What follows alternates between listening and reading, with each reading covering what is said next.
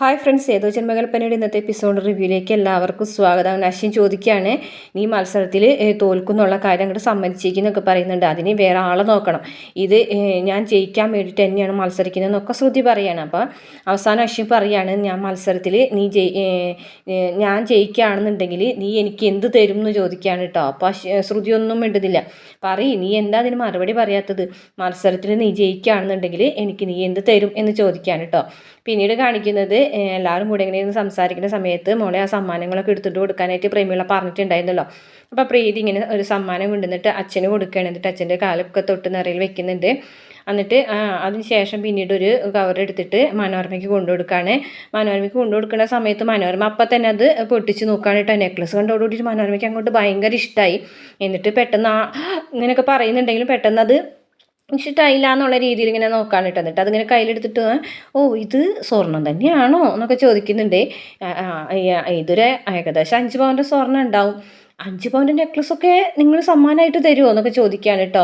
അപ്പം അമ്മായിക്ക് ദേഷ്യം വരുന്നുണ്ട്. അപ്പം അമ്മായി പറഞ്ഞു, 5 പവൻ്റെ സ്വർണ്ണം നെക്ലസ് ഒന്നും തരാനുള്ള തരം ഞങ്ങൾക്കില്ല എന്നുള്ളത് നിങ്ങൾക്ക് അറിയാമല്ലോ എന്നൊക്കെ ചോദിക്കുകയാണ് കേട്ടോ. അതറിയാം, സായിറാം കുടുംബക്കാരുമായിട്ട് ഒരു തരത്തിലും നിങ്ങൾക്ക് യോജിച്ച് പോകാൻ പറ്റില്ല എന്നൊക്കെ ഞങ്ങൾക്ക് അറിയാം എന്നൊക്കെ മനോരമ പറയാണ് കേട്ടോ. ഇത് കേൾക്കുമ്പോൾ എല്ലാവർക്കും ഒരു വിഷമാവുന്നുണ്ട്. അതിന് ശേഷം പിന്നീട് മുത്തശ്ശിക്കാണ് കൊടുക്കുന്നത്. മുത്തശ്ശിക്ക് ഒരു സാരിയാണ് ഇട്ട് കൊടുക്കുന്നത്. അപ്പം അമ്മായി പറഞ്ഞു, ഞാനിത് ഡിസൈൻ ചെയ്ത സാരിയാണ്, പാലക്കാട് സ്റ്റൈലിൽ ഒരു ഡിസൈൻ ചെയ്തൊരു സെറ്റ് സാരിയാണെന്നൊക്കെ പറയും കേട്ടോ. എനിക്ക് ഒരുപാട് സന്തോഷമായി എന്നൊക്കെ മുത്തശ്ശിയും പറയും. അതിന് ശേഷം ശ്യാമിൻ്റെ കയ്യിലൊരു ഒരു കിറ്റ് കൊടുക്കുകയാണ് കേട്ടോ. എന്നിട്ട് അതിന് ശേഷം പിന്നീട് അഞ്ജലിക്കും കൊടുക്കുന്നുണ്ട്. എന്നിട്ട് ഇത് അഞ്ജലി ചേച്ചിക്കുള്ളൊരു സമ്മാനമാണെന്ന് പറയാം കേട്ടോ. അങ്ങനെ അഞ്ജലി അത് തുറന്നു നോക്കുമ്പോൾ ഒരു വെള്ളിത്താലാണ് പൂജയൊക്കെ ചെയ്യാൻ പറ്റുന്നത്. അപ്പോൾ ഇതെന്താ ചോറിനുള്ള പ്ലേറ്റാന്ന് ചോദിക്കേണ്ട മനോരമ. അന്നേരം പ്രീതി പറയാം, അത് അഞ്ജലിയേച്ചിക്ക് പൂജ ചെയ്യാനായിട്ടൊരു വെള്ളിത്താലാണെന്ന് പറയും കേട്ടോ. അപ്പോൾ വെള്ളിത്താലമൊക്കെ നിങ്ങൾ വാങ്ങുമോ? ഇത് ശരിക്കും വെള്ളിത്താലം തന്നെയാണോ എന്നൊക്കെ ചോദിക്കുകയാണ്. അപ്പോൾ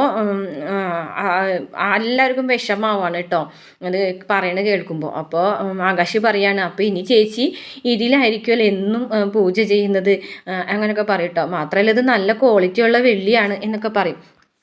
ഇതേ സമയം അശ്വിനാണെന്നുണ്ടെങ്കിൽ ചോദിച്ചതിന് മറുപടി പറഞ്ഞില്ലല്ലോ എന്ന് പറഞ്ഞിട്ട് ശ്രുതിയുടെ പിന്നീട് മാറുന്നില്ല.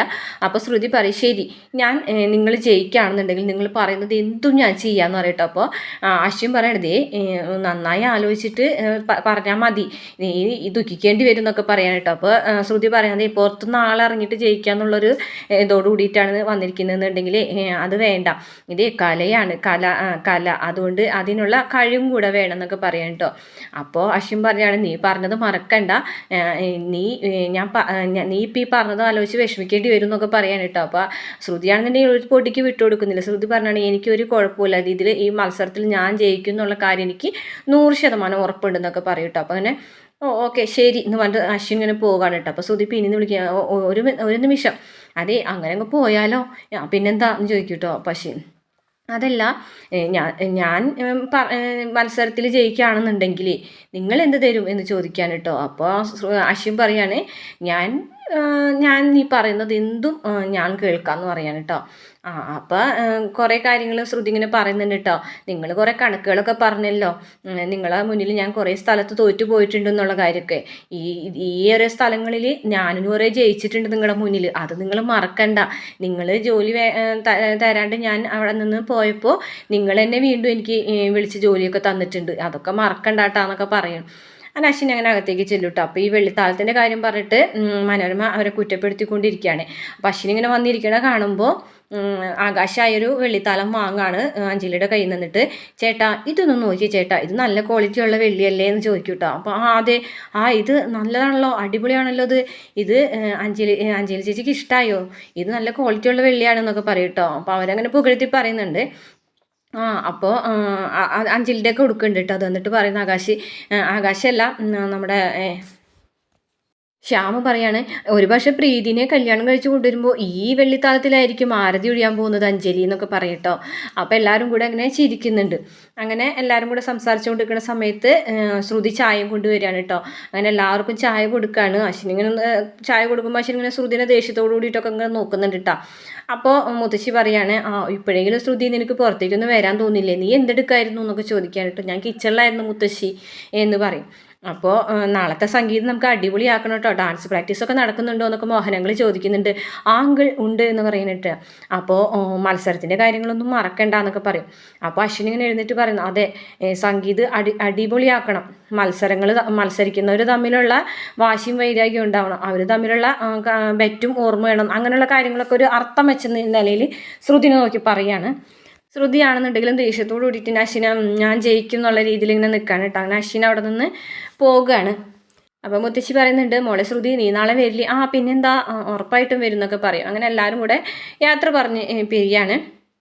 പിന്നീട് കാണിക്കുന്നത് എല്ലാവരും കൂടിയിട്ട്, എല്ലാവരും എന്ന് പറഞ്ഞാൽ നമ്മളെ മുത്തശ്ശിയും അഞ്ജലിയും കൂടിയിട്ട് ഇങ്ങനെ ഇരിക്കട്ടെ. സംഗീതിൻ്റെ അന്ന് എല്ലാ ഒരുക്കങ്ങളും കഴിഞ്ഞ് വീടൊക്കെ നല്ല ഭംഗിയിൽ അലങ്കരിച്ചിട്ടൊക്കെ ഉണ്ട്. അപ്പോൾ മുത്തശ്ശിയും അഞ്ജലിയും കൂടി സംസാരിക്കുന്നിടത്തേക്ക് മനോരമ എടുത്തുണ്ടാകുന്ന സാരിയൊക്കെ കാണിച്ചു കൊടുക്കാണ്ട് മനോരമ എന്നെ ചോദിക്കുന്നുണ്ട്, ഈ സാരി നിങ്ങൾക്ക് ഇഷ്ടമായില്ലേ, എന്ത് പറ്റിയത്, നല്ല സാരിയാണല്ലോ എന്നൊക്കെ പറയും. മോഹനും വരൂട്ടോ, മോഹനേട്ടാ ഇവർക്ക് ഈ സാരി ഇഷ്ടമായില്ല, നീ അവിടെ ഇരിക്കും മനോരമ എന്നൊക്കെ പറയാം കേട്ടോ. ഈ സമയത്ത് അവിടേക്ക് ആകാശ് വാശിനും കൂടിയിട്ട് അടിപൊളിയായിട്ട് ഒരുങ്ങിയൊക്കെ വരുന്നുണ്ട് കേട്ടോ.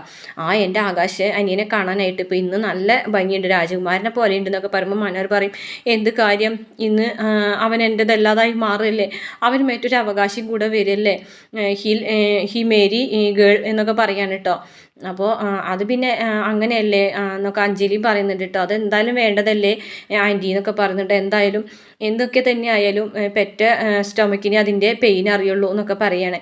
അപ്പോൾ മുത്തശ്ശി പറയുന്നുണ്ട്, നിൻ്റെ മോനെ കല്യാണം കഴിക്കുന്നത് കൊണ്ട് നിനക്ക് വിഷമമുണ്ടല്ലേ, ഇതുപോലെ തന്നെയായിരുന്നു ഞാനും, എൻ്റെ മോൻ വേറെ കല്യാണം കഴിക്കാൻ പോയപ്പോൾ എനിക്കും വിഷമമുണ്ടായി, അവന് വേറൊരു അവകാശി വരികയാണല്ലോ എന്ന് പറഞ്ഞിട്ട്, പക്ഷേ എന്ന് വെച്ചിട്ട് ഞാനതിന് സമ്മതിക്കാതിരുന്നോ എന്നൊക്കെ പറയാം കേട്ടോ. എന്തായാലും എനിക്കത് സഹിക്കാൻ കഴിയുന്നില്ല, നാളെ മുതൽ വേറൊരുത്തിയുടെ ആയില്ലോ എന്നൊക്കെ പറഞ്ഞിട്ട് വീണ്ടും കരഞ്ഞുകൊണ്ടിരിക്കുകയാണ് കേട്ടോ. അപ്പോഴേക്കും അവിടേക്ക് NK വരുന്നുണ്ട്. അതുപോലെ തന്നെ രാമേട്ടൻ വന്നിട്ട് ആരതി കൊണ്ടുകൊടുക്കണം. അങ്ങനെ എല്ലാവരും അത് തൊട്ട് പ്രാർത്ഥിക്കുന്നൊക്കെ ചെയ്യുന്നുണ്ട്. ഇത് വല്ല കഷ്ടമായി പോയല്ലോ എന്നൊക്കെ NK വന്ന് പറഞ്ഞിട്ട്, എൻ്റെ വേദന നിനക്കെങ്കിലും മനസ്സിലായല്ലോ എന്ന് പറയട്ടോ.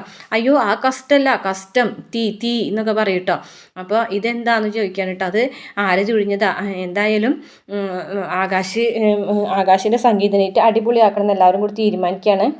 ഇതേ സമയം ശ്യാമാണെന്നുണ്ടെങ്കിൽ ഒരു പാത്രത്തിൽ ഇങ്ങനെ ഒരു തേളിനൊക്കെ കൊണ്ടുവരികയാണ് കേട്ടോ. അപ്പോൾ ഒരു പാത്രം കൊണ്ട് ഇങ്ങനെ അകത്തേക്ക് വരുന്നതാണുമ്പോൾ രാമേട്ട ചോദിക്കും, ശ്യാം കുഞ്ഞ് എവിടെയായിരുന്നു, കുറേ നേരമായല്ലോ മുത്തശ്ശിയും അഞ്ജലി കുഞ്ഞൊക്കെ അന്വേഷിക്കുന്നു, അവരെവിടെയും ചോദിക്കട്ടെ, അവരവിടെ എല്ലാവരും കൂടെ നിൽക്കുന്നുണ്ട് എന്നൊക്കെ അവിടെ സംസാരിക്കുന്നുണ്ട് സംഗീതിനെ കുറിച്ച് എന്നൊക്കെ പറയുന്നുണ്ട് കേട്ടോ. എന്തായാലും കുഞ്ഞ് വായു എന്നൊക്കെ പറഞ്ഞിട്ട് ശ്യാമിനെ അകത്തേക്ക് കൊണ്ടുപോകും. ശ്യാമാണെന്നുണ്ടെങ്കിൽ നേരെ പോയിട്ട് കുറേ ഗിഫ്റ്റുകളൊക്കെ ഇരിക്കുന്നുണ്ട്. ഒരു ഗിഫ്റ്റിൻ്റെ ഒരു ബോക്സിൽ ഈ ഒരു തേളിനെ ഇടുകയാണ് കേട്ടോ. എന്നിട്ട് നീ ഇപ്പോൾ തൽക്കാലം കുറച്ച് നേരം ഇതിൻ്റെ ഉള്ളിൽ റെസ്റ്റ് ചെയ്യ്, ഞാൻ നിനക്കുള്ള ഡ്യൂട്ടി ഞാൻ പിന്നെ തരാമെന്നൊക്കെ അതിനകത്ത് പറയാണ് കേട്ടോ. അങ്ങനെ ശ്യാം അത് അങ്ങനെ ഓരോന്ന് പറഞ്ഞു നിൽക്കുകയാണ്. ഇന്നിപ്പോൾ ഈ സംഗീതനായിട്ട് കഴിയും, പക്ഷേ നാളെ വിവാഹം നടക്കുമെന്നുള്ള കാര്യത്തിന് എനിക്കൊരു ഉറപ്പില്ല. കാരണം ഒരു മരണം നടന്ന വീട്ടിൽ വേറൊരു വിവാഹം നടക്കാൻ പാടില്ലല്ലോ എന്നൊക്കെ പറഞ്ഞിട്ട് ശ്യാം ഇങ്ങനെ ചിരിക്കുകയാണ്. ഈ സമയത്ത് എനിക്ക് വരികയാണ്, ശ്യാം ബ്രോ നിങ്ങൾ എവിടെയായിരുന്നു, നിങ്ങൾ മുത്തശ്ശിയെ ഒരുപാട് സമയമായി അന്വേഷിക്കുന്നു, ബ്രോ പൊക്കോ ഞാൻ വരാമെന്ന് പറഞ്ഞിട്ട്, അതൊന്നും ശരിയാവില്ല, നമുക്ക് പോകാമെന്ന് പറഞ്ഞിട്ട് ശ്യാമിനെ പിടിച്ചു വലിച്ച് കൊണ്ടുപോകാണ്. അങ്ങനെ എല്ലാവരും കൂടെ ചേർന്ന് നിന്നിട്ട് ഫോട്ടോ എടുക്കുകയാണ് കേട്ടോ. ഫോട്ടോ എടുക്കുന്ന സമയം രാമേട്ടനാണ് ഫോട്ടോ എടുക്കുന്ന സമയത്തും അശ്വിനാണെന്നുണ്ടെങ്കിൽ ഇങ്ങനെ പുറത്തേക്ക് നോക്കുകയാണ് കേട്ടോ. ശ്രുതിനെ കാണുന്നില്ലല്ലോ എന്ന് പറഞ്ഞിട്ട് ഇങ്ങനെ നോക്കുകയാണ്. ശ്രുതിനെ നോക്കി ഇങ്ങനെ നിൽക്കുന്നത് കാണുമ്പോൾ ഫോട്ടോ എടുക്കുന്നതിൻ്റെ ഇടയിൽ അശ്വിൻ ചിരിക്കണില്ല. അപ്പോൾ ചിരിക്കാതെ ആകുമ്പോൾ അഞ്ജലി പറയാണ്, എൻ്റെ ഇന്നിവിടെ ഒരു നല്ലൊരു വിശേഷം നടക്കാൻ പോകുന്നു, ഇന്നെങ്കിലും നിൻ്റെ മുഖത്ത് നല്ലൊരു ചിരി കാണട്ടെ എന്ന് പറയും കേട്ടോ. അപ്പോൾ അശ്വിൻ ഇങ്ങനെ ചെറുതായിട്ടൊന്ന് ചിരിക്കുന്നതൊക്കെ കാണിച്ചുകൊണ്ടാണ് എപ്പിസോഡ് അവസാനിക്കുന്നത്. വീഡിയോ ഇഷ്ടപ്പെട്ടാൽ മറക്കാതെ ചാനൽ ഒന്ന് സബ്സ്ക്രൈബ് ചെയ്ത് സപ്പോർട്ട് ചെയ്യണം കേട്ടോ.